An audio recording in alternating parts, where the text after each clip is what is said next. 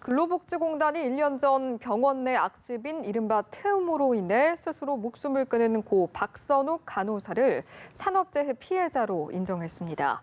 태움으로 인한 사망을 산재로 인정한 건 이번이 처음인데요. 행동하는 간호사회에서 활동하고 있는 고 박선욱 간호사 사망 사건 공동대책위의 유지인 간사 연결해서 자세한 이야기 나눠보도록 하겠습니다. 간사님 나와 계십니까? 여보세요? 예, 안녕하세요. 네, 안녕하세요. 7개월의 심의 끝에 드디어 인정이 됐습니다. 간호사 태움 사망이 산재로 인정된 게 이번이 처음으로 알고 있는데 일단 소회가 참 남다르실 것 같아요. 어떻습니까? 네, 사실 당연히 이제 산재다 이렇게 생각은 했지만 그래도 이게 새로운 선례를 만드는 거니까 진짜 쉽지는 않겠다고 처음부터 생각을 많이 했습니다. 그리고 작년에 산재 신청할 때 그 박선욱 간호사님 작은 이모님이 진짜 선욱이한테 너무 미안해서 아직 찾아가지 못하고 있다. 그래도 산재가 승인되면 찾아갈 수 있을 것 같다. 이렇게 말씀하시던 게 자꾸 기억이 나더라고요. 그래서 어제 딱 상재 승인이 그래도 됐다는 결과를 받았을 때 당연하다고 생각했지만 그래도 진짜 다행이다라고 생각을 했습니다.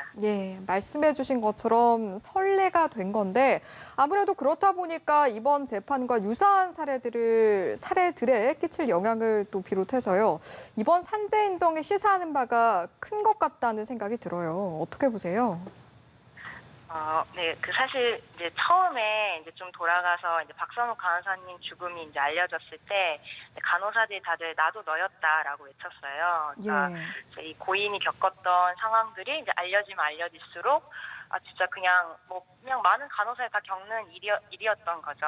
그래서 근데 사람들이 보통 간호사들이 이제 실제로 진짜 물도 못 마시고 화장실도 못 가면서 일하는 건 잘 알려져 있지 않은데, 근데 이제 이번에 좀 산재 승인이 나면서 이제 간호사들 힘든 게 사회적으로 좀 이제 알려지고, 이게 힘든 게 진짜 개인이 나약해서 힘든 게 아니다. 이거는 병원이 책임져야 하는 문제라는 게 확인이 된 것 같습니다. 그래서 실제로 그 산재 판정서도 받아보면 핵심적으로 좀 짚은 게 신규 간호사 교육체계가 미흡했다.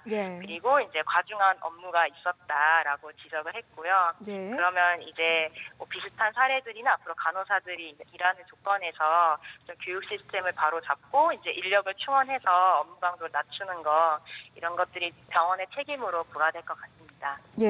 또 궁금한 것이 앞서 사회적 인식 바뀌었다 얘기해 주셨지만 병원 내부에서는 또 어떤 개선의 움직임이 있고 현장 분위기는 어떻게 달라졌는지도 궁금하거든요. 분위기 어떤가요?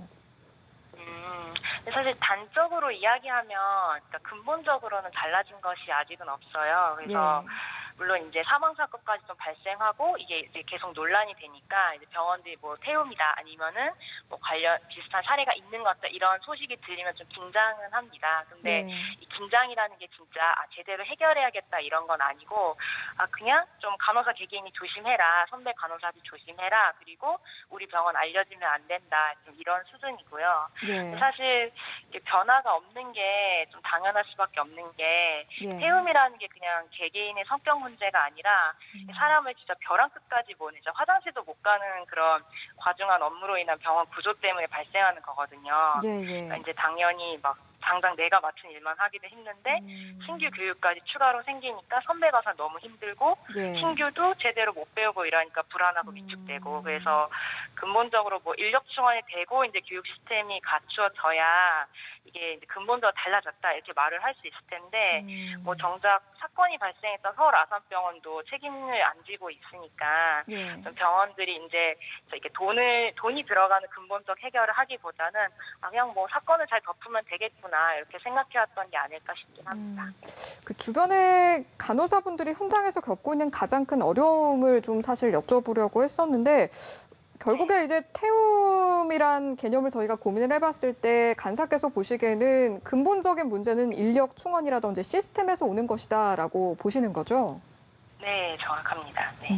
알겠습니다. 그런 부분이 좀 개선이 돼야 될 텐데 그렇다면 앞서 짚어주시긴 하셨지만 앞으로 구체적으로 어떤 대안책들을 마련하는 데 있어서 어떤 부분이 좀 꼭 챙기고 짚고 넘어갔으면 좋겠다 하신 점이 있다면 말씀해 주시면 좋을 것 같아요. 좀 전에 말씀하셨다시피 이제 뭐 태움이라는 건 많이 부각이 됐지만 사실 이제 간호 인력이 충원돼야 된다는 거는 말은 많이 나와도 정말 긴장이 걸리고 있는 것 같진 않아요. 그래서 이게 이제 간호사들의 뭐 근무 조건의 문제이기도 하지만 사실 환자 안전과도 직결이 되어서 예. 꼭 이제 이 사건 해결 이제 산재 승인까지 났으니까 사건 해결에는 이제 간호 인력 충원 그래서 간호사 1인당 보는 환자 수를 줄이는 게 꼭 포함이 되었으면 하고요. 예.